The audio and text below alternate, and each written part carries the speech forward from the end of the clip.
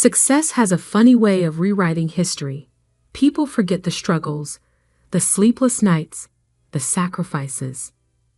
They see the end result and call it luck. I learned this lesson the hard way at our annual Taylor family reunion. My name is Marcus Taylor, and 15 years ago, I made a choice that would change everything. Back then, I was just the quiet middle child, the one nobody expected much from. My older brother, David, was the business genius, and my younger sister, Kate, was the gifted one. Me?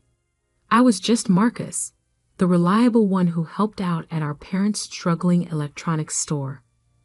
That store, Taylor Electronics, was my father's pride and joy.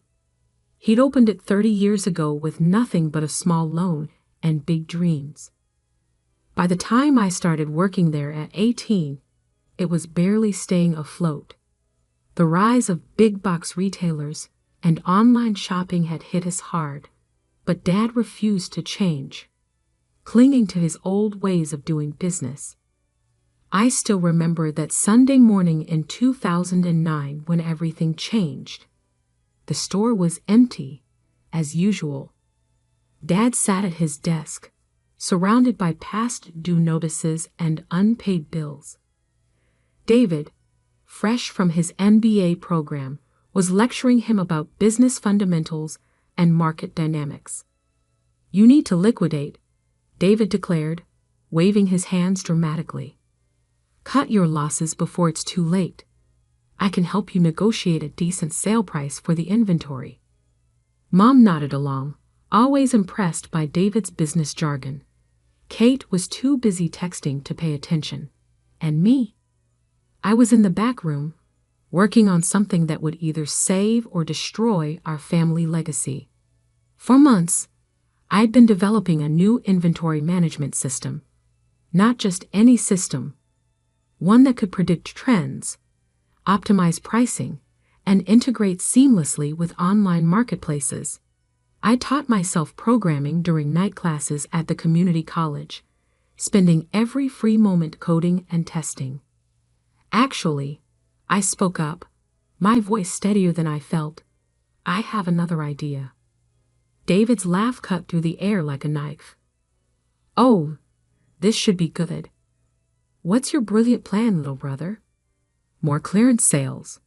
I connected my laptop to the store's ancient TV, pulling up my presentation.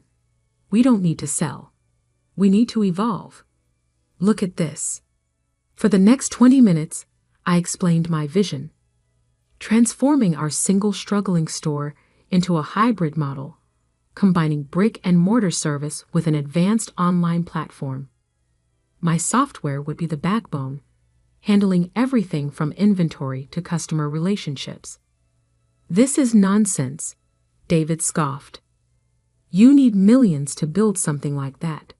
Besides, what do you know about e-commerce? You're just a store clerk." Dad looked torn. He'd always trusted David's business instincts, but something in my presentation had caught his attention. "How much would this cost to implement?" $200,000 to start, I said quietly. "I've run the numbers. With our current assets and a small business loan." "Absolutely not." David slammed his hand on the desk. "Dad, this is crazy. You'll lose everything. Let me handle this. I know people who might be interested in buying the property." That's when I made the offer that would change everything. "I'll buy the store." The room went silent. Then David started laughing. "With what money?" "Your savings from stocking shelves." "I have some savings," I said, "and I'll take full responsibility for the loans. All I need is for everyone to sign over their shares to me." Our parents had divided ownership of the store between the three of us kids years ago, hoping we'd all stay involved in the family business. Each of us held 20%, with Mom and Dad keeping 40% between them. "You can't be serious." Kate finally looked up from her phone. "This place is worthless." "Then you shouldn't mind signing it over," I replied. I'll even pay each of you $5,000 for your shares. That's more than they're worth right now." David's eyes narrowed. He was always quick to spot an angle. "What's the catch?" "No catch. Just one condition. You sign a non-compete agreement. For 15 years, none of you can start or work for any competing business in our market." 15 years. David laughed. "You're delusional. Who'd agree to that?" "People who think this business is worthless," I said quietly. "People who believe I'm going to fail anyway. After all, it's just luck if I succeed, right?" I pulled out the contracts I'd had prepared. Simple, straightforward documents transferring their shares to me and binding them to the non-compete agreement. I'd spent my last $1,000 on getting them legally drafted. "This is ridiculous," David declared, but I could see the wheels turning in his head. $5,000 for worthless shares in a failing business. Plus, in his mind, the non-compete was meaningless because there was no way I could succeed. Kate signed first, barely reading the document. Whatever.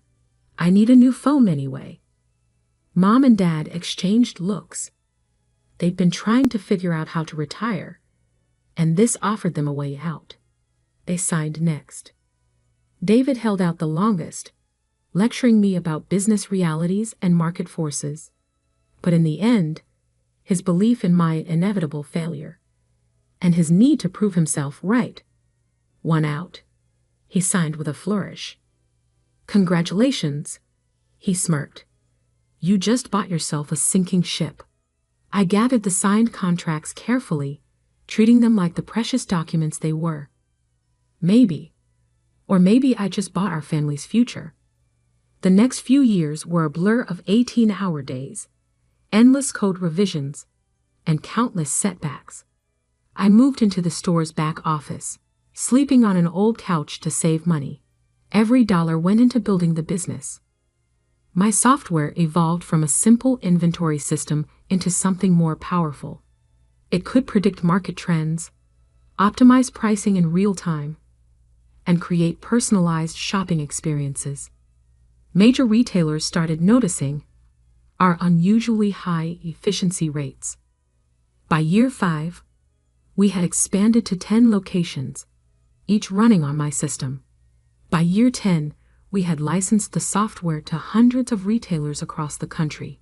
Taylor Electronics had transformed from a dying local store into Taylor Tech Solutions, a multi-million-dollar retail technology company.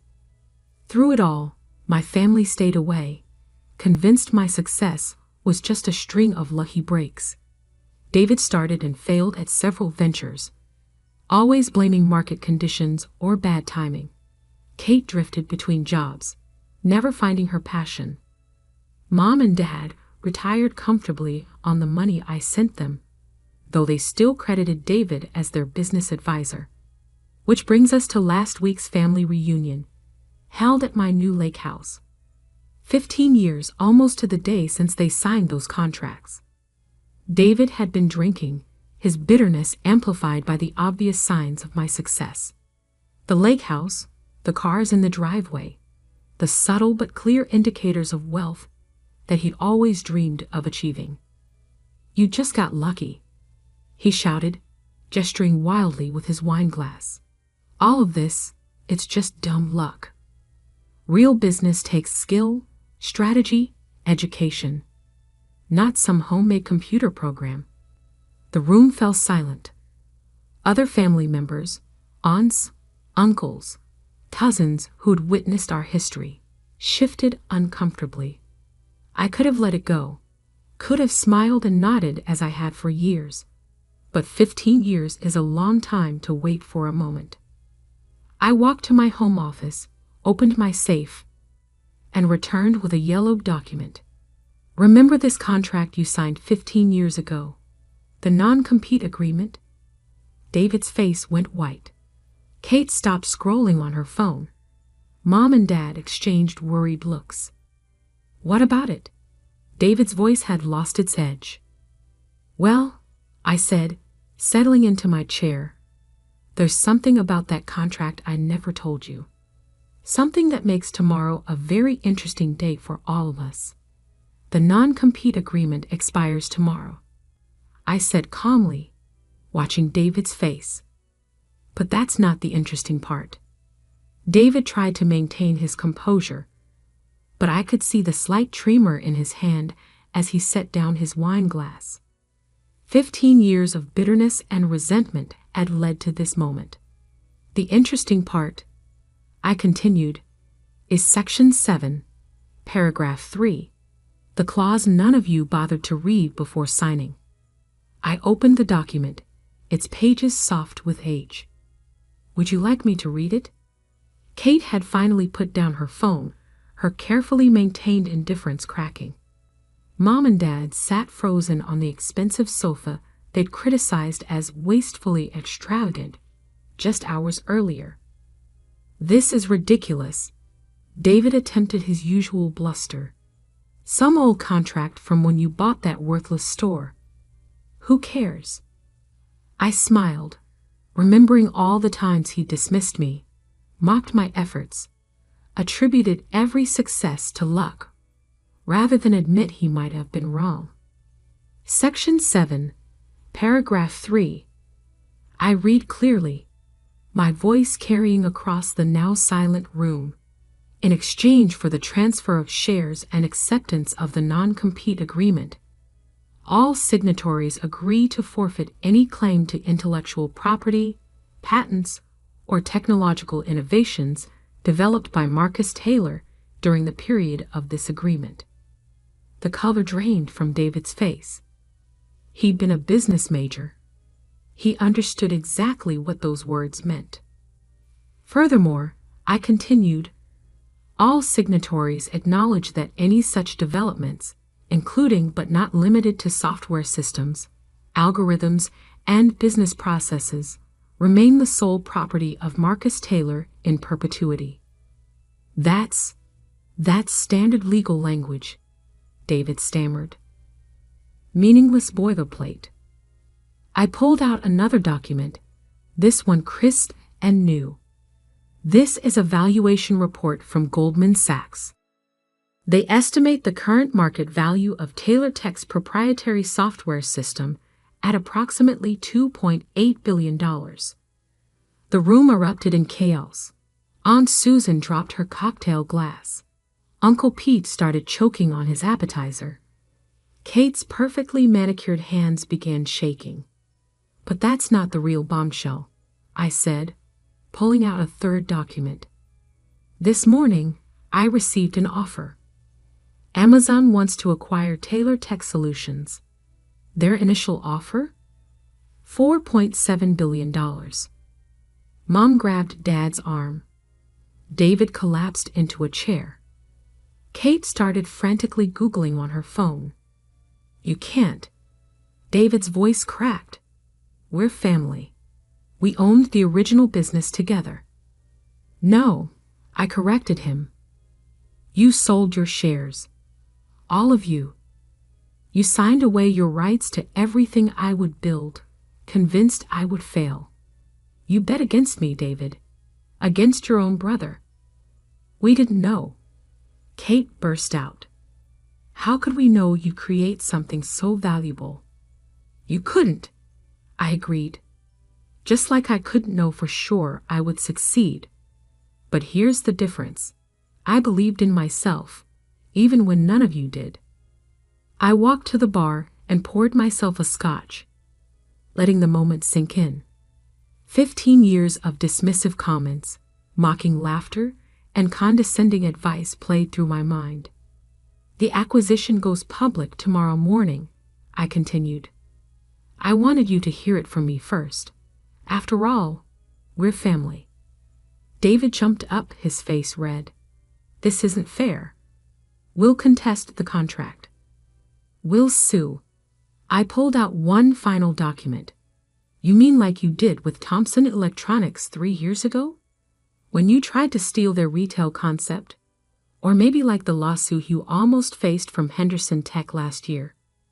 David fell back into his chair, his face ashen. How did you? I've been watching, I said quietly. Every failed venture, every attempted shortcut, every time you tried to copy someone else's success instead of building your own. I documented everything. Why? Mom's voice was barely a whisper. Because I knew this day would come. The day you'd all realize that success isn't about luck. It's about vision, hard work, and integrity. Kate stood up, her designer dress rustling. So that's it? You're just going to take the money and abandon your family. I laughed softly. Abandon? Like you all abandoned the store, abandoned Dad's dream, abandoned me when I needed support. The room fell silent again. Even David had run out of arguments. But I continued, you're right about one thing. We are family. Which is why I've made some arrangements. I pulled out a stack of envelopes, each bearing a name. Inside each envelope is a job offer. Real positions at Taylor Tech, based on your actual skills and experience. Not charity. You'll have to work, learn, and prove yourselves. But it's an opportunity. Why would you do this? Dad asked, his voice rough with emotion. Because 15 years ago, I didn't just buy a failing store. I bought a chance to prove something. Not just about business, but about character. I handed out the envelopes. The offers are good for 24 hours. After that, I move forward with the acquisition, and these opportunities disappear. David stared at his envelope, his hands trembling slightly. And if we accept, then you'll work harder than you ever have. You'll learn what it really takes to build something valuable. And maybe, just maybe, you'll understand that there's no such thing as luck in business. The room was quiet except for the sound of envelopes being opened. Years of resentment, jealousy, and missed opportunities hung in the air like smoke. Mom opened her envelope first, gasping at the details inside. Dad peered over her shoulder, his eyes widening. Kate clutched her envelope to her chest, her carefully maintained facade cracking. David sat alone, his unopened envelope like a weight in his hands. 15 years of believing he was the smart one, the business genius, the one who should have succeeded, all crumbling in a single evening. I checked my watch.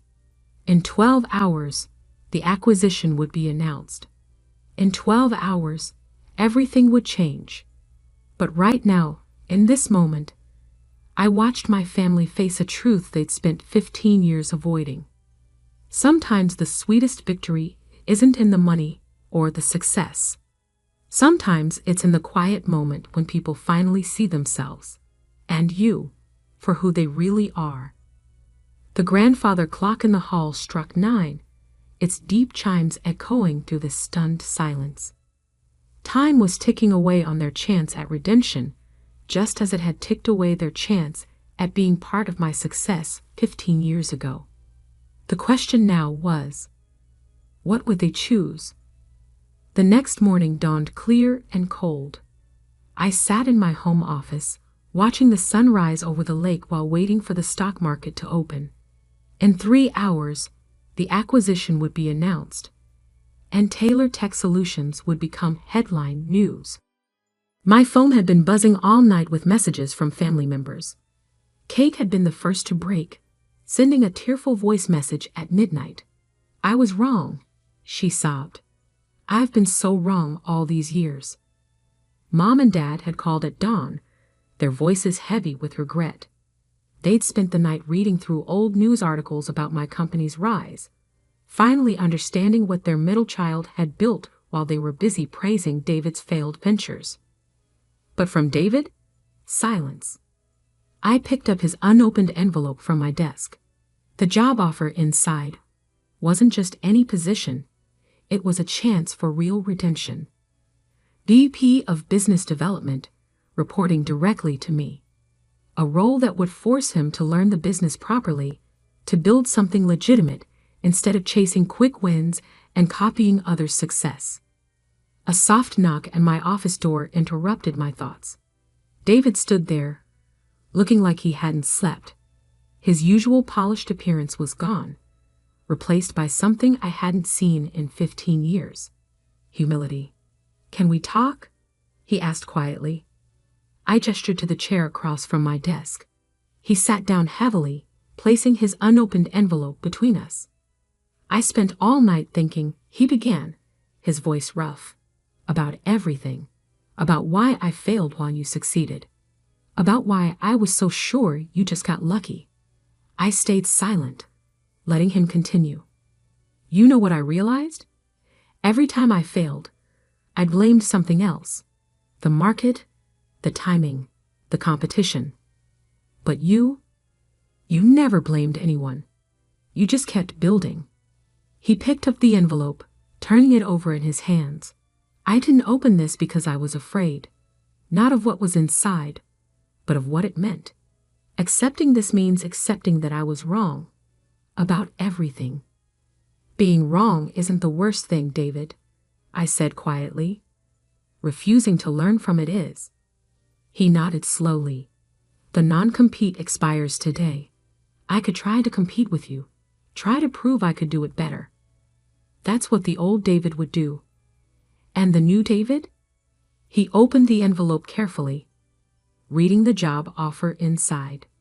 His hands trembled slightly as he reached the details, the responsibilities, the expectations, the clear path of accountability. "The new David wants to learn," he said finally. "Really learn, not just pretend to know everything." I checked my watch. The market's open in an hour. Once the acquisition is announced, everything changes. If you want that position, you need to decide now. David pulled out a pen, his hand hovering over the signature line. "Why did you do this? Why offer us jobs when you could just take your billions and leave us behind?" I thought about that night 15 years ago, when they'd all signed away their rights to my future success. Because money isn't the only way to prove someone wrong. Sometimes the best revenge is giving people a chance to see exactly what they missed out on. He signed the contract, the scratch of his pen loud in the quiet office. "I won't let you down this time, Marcus." "No," I agreed, "you won't. Because this time, you're not working for family obligation or ego. You're working to prove something to yourself." My phone buzzed. Kate and our parents had arrived. I'd asked them to come early, to be here when the announcement went live. They entered the office quietly, so different from their usual boisterous entrances. Kate's designer clothes were replaced by a simple business suit. Mom and Dad held their signed acceptance letters like peace offerings.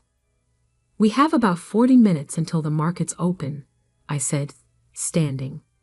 "Let's talk about your new roles." For the next half hour, I outlined their positions.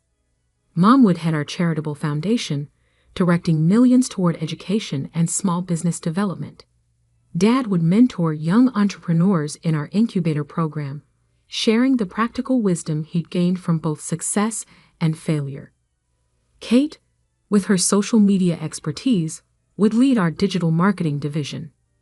As I spoke, I could see the change in their faces, the realization that these weren't token jobs or charity positions. These were real opportunities to be part of something significant. At 9:25, my phone rang. It was time. I put the call on speaker. "Good morning, everyone. We're ready to proceed with the announcement." The family gathered around my desk as I connected to the video call. The Amazon executives appeared on screen, along with our lawyers and board members. "The papers are signed," my lawyer confirmed. "Ready when you are, Marcus." I looked at my family. Really looked at them. David, humbled but determined. Kate, finally focused on something beyond herself. Mom and Dad, proud not just of the money, but of what their son had built. "Send it," I said. Within seconds, the news hit the wires. Amazon acquires Taylor Tech Solutions for $4.7 billion. My phone exploded with notifications. The office phones began ringing. Email alerts chimed continuously. But in that moment, something more important was happening in my office. My family was witnessing not just the culmination of my success, but the beginning of their own second chances. "Congratulations, little brother," David said softly. "You did it. Not luck, not chance. You." Kate wiped tears from her eyes. "We should have believed in you." "No," I corrected her. "I needed to believe in myself. Sometimes that's enough." Mom stepped forward, holding up her acceptance letter. "We won't waste this opportunity, Marcus. We'll make you proud." I smiled, remembering that scared young man sleeping on a storeroom couch, coding through the night, believing in something no one else could see. "I know you won't waste it," I said, "because now you understand what I learned 15 years ago. Success isn't about luck.